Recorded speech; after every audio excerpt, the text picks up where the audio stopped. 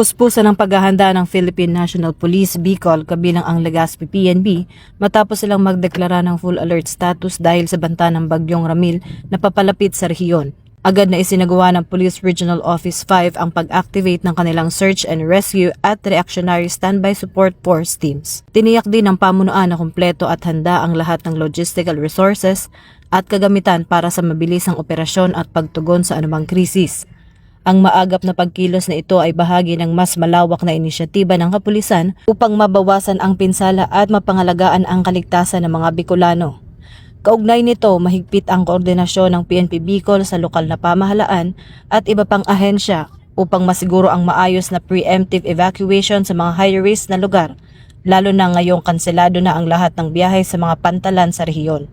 Ang presensya ng kapulisan ay mahalaga upang mahusay na maipatupad ang mga safety protocols at mapabilis ang paghatid ng tulong at relief goods sa mga apektadong komunidad.